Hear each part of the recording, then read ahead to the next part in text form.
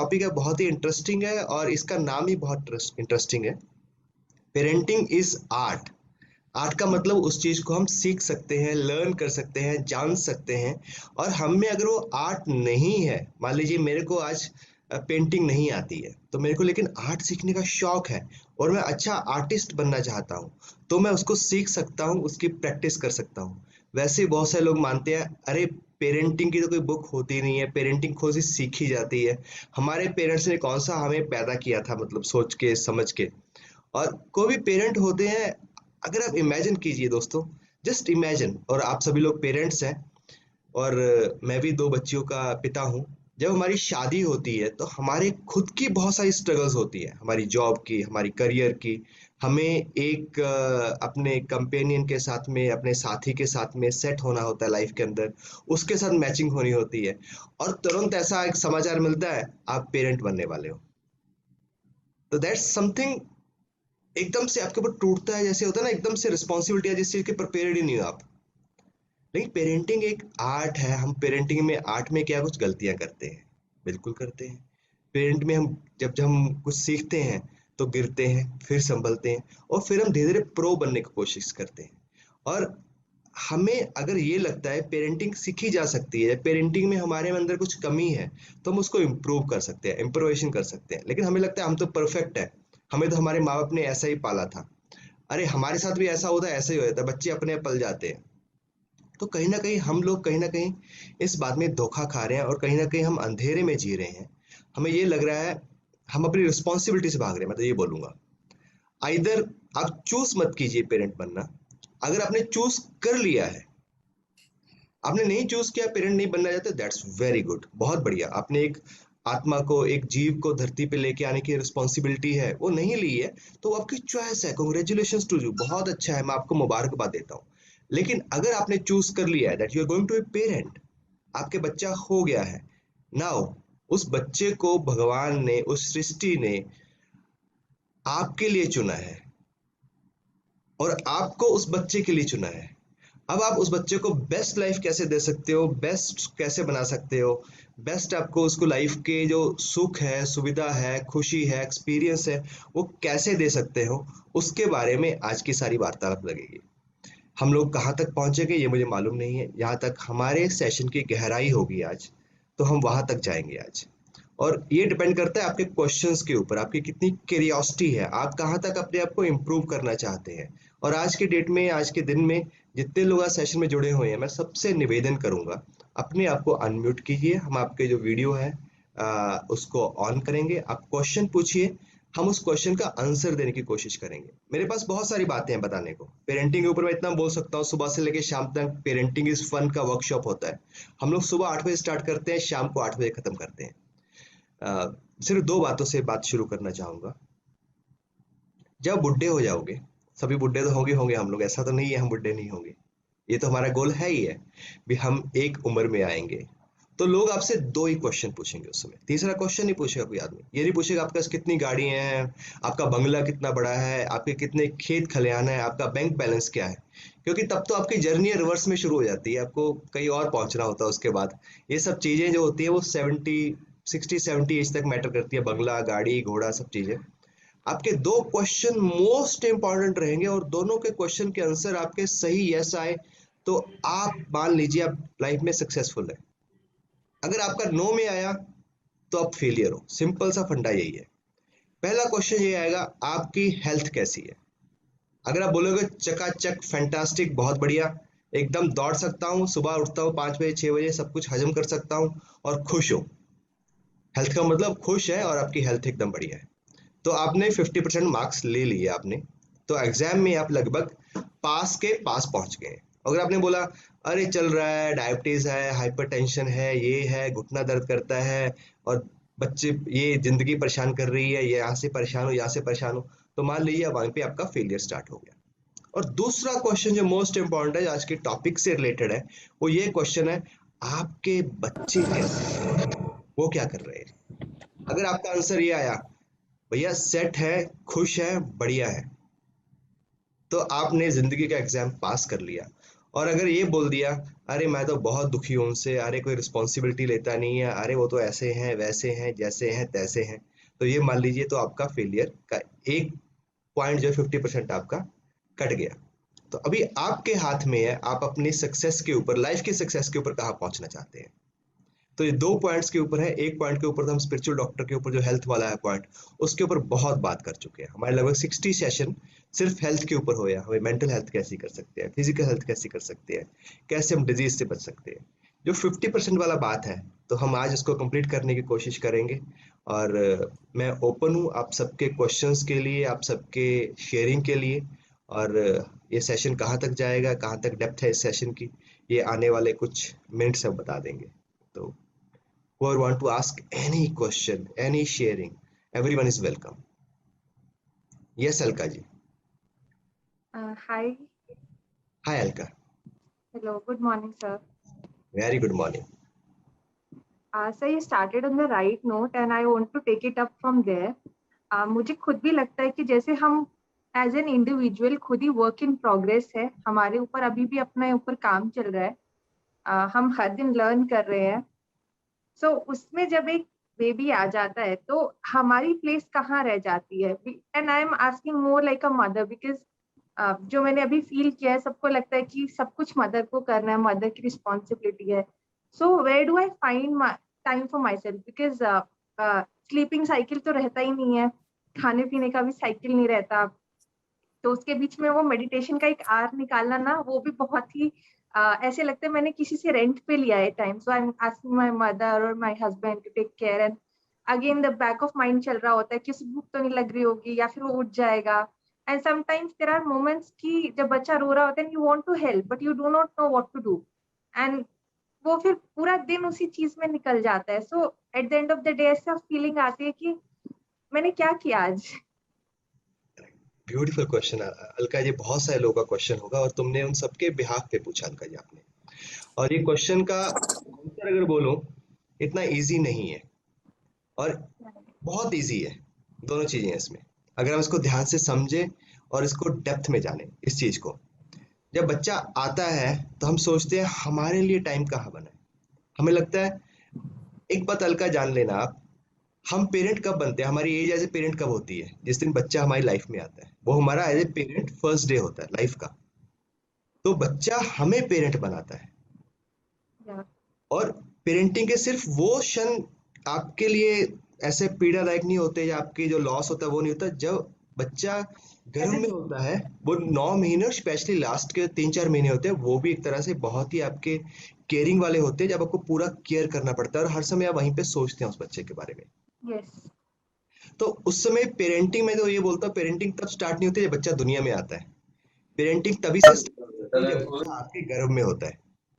क्योंकि जब बच्चा गर्भ के अंदर है तभी हम उसको बहुत सारे संस्कार दे सकते हैं। क्योंकि बच्चा जब सिर्फ 7-8 वीक्स का होता है तब वो सुन सकता है, तब हम बोलते हैं हम किस तरह का सोचते हैं, किस तरह की बातें करते हैं खुद के साथ में, हमारा मूड कैसा है, हमारे किस तरह के हार्मोन्स रिलीज होते हैं। आजकल इसको बहुत लोग बढ़ा चढ़ा के बहुत सारे प्रोग्राम्स भी चलते हैं, गर्भ संस्कार के नाम से जानते हैं लोग इसको। तो गर्भ संस्कार बहुत ही डेप्थ की नॉलेज है। तो पेरेंटिंग तो वहीं से स्टार्ट हो जाती है। और पेरेंटिंग में जब मेडिटेशन होती है, आप सोचिए, जो मेडिटेशन है आप अकेले नहीं कर रहे हो, आपके साथ बच्चा भी कर रहा है। जब बोले हम खुद के लिए टाइम नहीं मिलता, बच्चे को हम बाहर कर देते हैं और कर देते हैं। तो ये जानने की बात है, जब बच्चा आपके गर्भ में है तब भी आप अगर मेडिटेट करते हैं तो उसका असर बच्चे पे पड़ता है, नंबर वन। नंबर टू, बच्चा जब गर्भ से बाहर है, उसमें बच्चा अगर सो भी रहा है, उस समय आप उसके आसपास मेडिटेट करते हैं तो उसका असर बच्चे के ऊपर पड़ता है। और एडवर्सली, अगर बच्चे के आसपास बच्चा सो भी रहा है तब भी उसका असर बच्चे पे पड़ता है, नेगेटिव असर पड़ता है।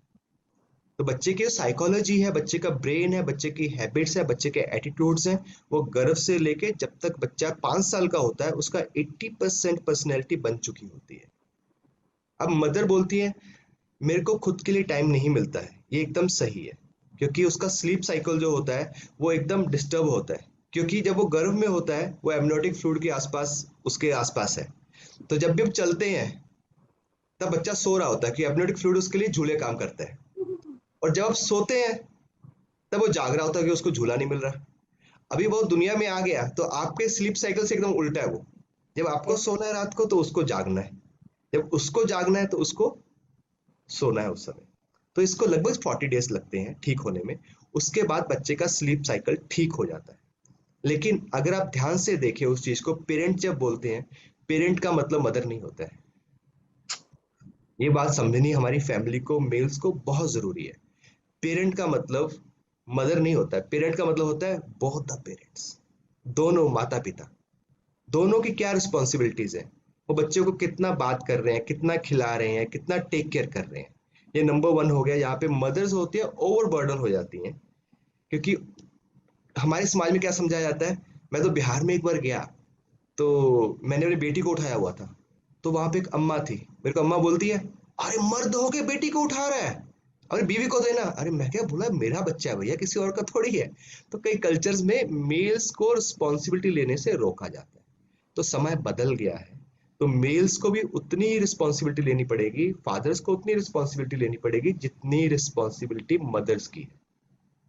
यस, आप अपने लिए समय कम दे पाते हैं, that is something you have to pay, क्योंकि आपने चूज किया है पेरेंट बनना।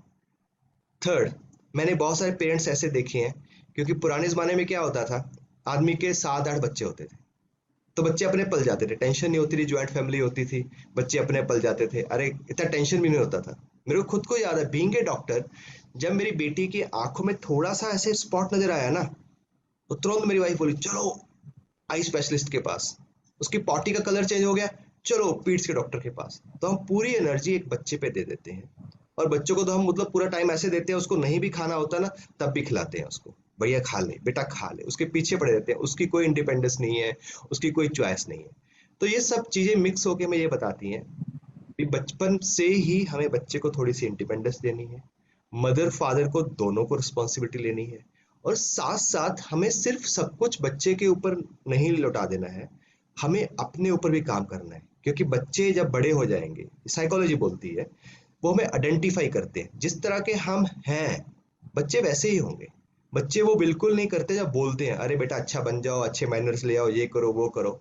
बच्चे हमेशा वही करते हैं जो आप करते हो। अगर आप खुश हो तो बच्चे भी आपके 90% चांस है वो खुश रहेंगे। अगर आपके घर में झगड़ा होता रहता है तो बच्चे वही चीज सीखेंगे। आपके घर में चुगली होती रहती है, एक दूसरे चुगली करने का आदत है, बच्चे वैसे ही रहेंगे। आपके अंदर ईमानदारी है तो बच्चा वैसा ईमानदार बनेगा। आप अपनी बाई को ए क्या कर रही है तू, ऐसा क्या कर रही है, वो भी इसको तू तड़ा करके बोलेंगे। आप अपनी बाई को बोल रहे हैं बहन, तो वो भी उनको बहन बोल के रिस्पेक्ट करना सीखेंगे। तो आप जो करते हैं बच्चे वैसा ही करते हैं। मैं तो हमेशा बोलता हूँ भगवान ने हमारे ऊपर सीसीटीवी कैमरा छोड़े हुए हैं, सीसीटीवी कैमरा फिर भी कुछ मिस कर देगा। ये तो कर कुछ और रहे होते हैं, अपना खेल रहे होते हैं, लेकिन कोई कान सब कुछ अपनी ओर होता है। तो इसलिए जरूरी है हम अपने ऊपर भी ध्यान दें, हम क्या एक्शंस ले रहे हैं, हम क्या कर रहे हैं।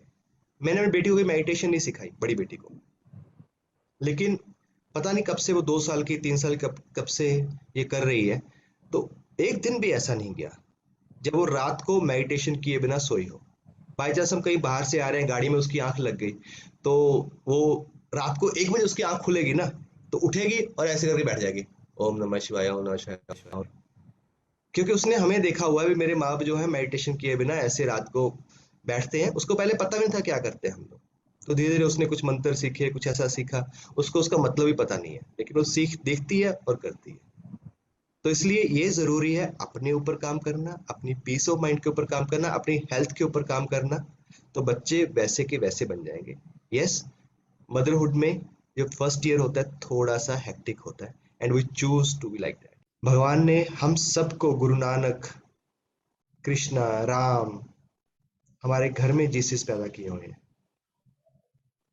उन्हें सोच समझ के भेजा है। वो ऐसा नहीं है वो ऐसे बिना समझे भेज देता है, बस सिर्फ हमें पहचानना है उनको। क्या आपने अपने बच्चे में नानक को देखा? क्या आपने अपने बच्चे में कृष्णा को देखा?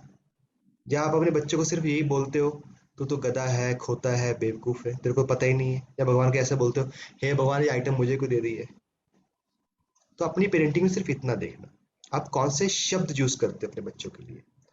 अगर आप अपने बच्चों में जीनियस देख पा रहे हो, कृष्णा देख पा रहे हो, नानक देख पा रहे हो, गांधी देख पा रहे हो, तो आपका बच्चा जो बनना होगा बन जाएगा। क्योंकि आपके शब्दों में, दोनों शब्द जो यहाँ से आपके सबकॉन्शियस माइंड से आते हैं और कॉन्शियस माइंड से निकलते हैं, दोनों ही बच्चों पे बहुत इम्पैक्ट डालते हैं। तो फ्रेंड्स, आज के सेशन से अगर हम इतनी ही बात सीख लें, मैं तो आपके शब्दों का जादू हूँ, आपने कहा मैं हो गया, आप कहोगे तो मैं हो जाऊंगा। बच्चे जो हैं आपके शब्दों का जादू हैं, आप जो उनको बोलते हो, जैसे बोलते हो, वो वैसे ही बन जाते हैं। आप उनको गधा, खोता, बेवकूफ, हे भगवान ये आइटम मेरे पास क्यों आ गई है, तो वैसे बन जाएंगे। आप उनमें नानक, कृष्णा, राम, गांधी देखते हो, वैसे बन जाते हैं। तो आज का जो ये हमारा टॉपिक था, उसके अंदर से हम इतना ही लेके चले जाएं, हमारा बच्चों के लिए क्या नजरिया है, हम बच्चों को कैसे देखते हैं, कैसे परसीव करते हैं, और हमारा उनके साथ रिलेशन स्पिरिचुअल है या नहीं है, या वो सिर्फ हमारी ड्यूटी है। तो हम अपनी पेरेंटिंग को ट्रांसफॉर्म कर सकते हैं। तो अगर हमने इतना सीख लिया, या पेरेंटिंग आर्ट है, हमारा रिलेशनशिप स्पिरिचुअल है, और जो हमारा बच्चों के साथ रिलेशनशिप है वो एक, वो वैसा ही जैसे गार्डनर और प्लांट का है। गार्डनर का रोल क्या होता है? सिर्फ एक ही रोल होता है, उस पेड़ को जितनी क्षमता है वहां तक पहुंच जाए। जो फूलों वाला पेड़ है वो फूल देने लग जाए, जो पेड़ ने फल देना है वो फल देना लग जाए, और जिंदा रहे, और बढ़िया से जिंदा रहे, और जो इन्वायरमेंट है, बाहर के जो प्रॉब्लम्स है, उसको झेल सके। हमारा रोल इतना ही है। अगर हम उतना रोल को कंप्लीट कर रहे हैं, उस पेरेंटिंग के आर्ट को सीखने के रेडी हैं, तो हम अपनी इस जर्नी में सक्सेसफुल हैं, और हम पेरेंटिंग के आर्ट में कभी फेल भी होंगे, पास भी होंगे। तो इसलिए अपने आप को परफेक्ट मत समझिए। आपको भी गुस्सा भी आ सकता है, वो नॉर्मल है, लेकिन उस समय अपने आप को माफ करना, अपने बच्चे को माफ करना, वो भी बहुत जरूरी है। ये लगे यार मैं तो परफेक्ट हूँ, मेरे को डांटना नहीं है, मेरे को, और नो वन इज परफेक्ट। अगर परफेक्ट की तरफ जा रहे हो तो कहीं ना कहीं दर्द लोगे। अगर नॉर्मल नेचुरल लोगे और विश्वास रखोगे कि सब कुछ ठीक होगा, और मेरे लिए जो आइटम आई है वो बेस्ट आइटम है, उसने कुछ सोच के मेरे को दी है, तो आप लाइफ को एंजॉय करोगे लाइक एनीथिंग। आपका हर दिन सेलिब्रेशन होगा, हर पल सेलिब्रेशन होगा, हर पल अपने बच्चों के साथ एंजॉय करोगे। लास्ट में एक बात कहना चाहता हूँ। मेरी जो बड़ी बेटी है वो लगभग वो पूरा सेशन सुन रही है, पास में खड़ी है, कम कम कम कम कम। उस पेरेंटिंग का सेशन पूरा सुना उसने, आगे आगे। तो ये शी कैन टेल, वो मेरी उम्र में, मेरी जिंदगी में आए हुए 12 साल हो गया उसको, और छोटी बेटी को 10 साल हो गए मेरी जिंदगी में आए हुए। तो लाइफ में एक दिन भी ऐसा नहीं गया जिस दिन मैं घर से निकला हूं और उनके पाँव ना छूले हो। मैं जब भी घर से जाता हूँ, लोग बोलते हैं भगवान को छू के जाना चाहिए, ऐसा करना चाहिए। मैं जब भी घर से जाता हूँ, बाहर निकलता हूँ, एक दिन भी ऐसा नहीं किया जब उनके पाँव ना छुए। कारण क्या? अरे भगवान ने हमारे दिल में देवी भेजी है, तो उनकी तरफ से हम अपनी रिस्पेक्ट ना शो करें, सिर्फ बोले तुम तो देवी हो देवी हो, और एक दिन करके छोड़ दे, तो उसका मतलब नहीं है। उनको महसूस होना चाहिए वो स्पेशल है, वो यूनिक है, वो अलग है। बच्चों को ये महसूस होना चाहिए। बातें करने को बहुत है, 12:30 बज चुके हैं, तो हम आज का सेशन यहीं पे कंप्लीट करते हैं। आज जो गलतियां हुई हो उसके लिए माफी दीजिएगा, जो बातें अच्छी लगी होंगी उनको साथ में लेके जाइएगा, जो बहुत ज्यादा अच्छी लगी हो उनको शेयर कीजिएगा दोस्तों के साथ में, क्योंकि नॉलेज जो होती है वो शेयर करने से बढ़ती है, प्यार शेयर करने से बढ़ता है, और दुख होता है वो शेयर करने से कम होता है। इसके लिए हमारा जो चैनल है spiritual doctor for holistic health, उसको ज्यादा से ज्यादा लोगों से शेयर कीजिए, ज्यादा से ज्यादा लोगों को बताइए। एक चैनल ऐसा है यहाँ पे इंडिया के ऐसे डॉक्टर्स आते हैं जो कमाल के लोग हैं, जो लोग अपने से पहले दूसरों को रखते हैं।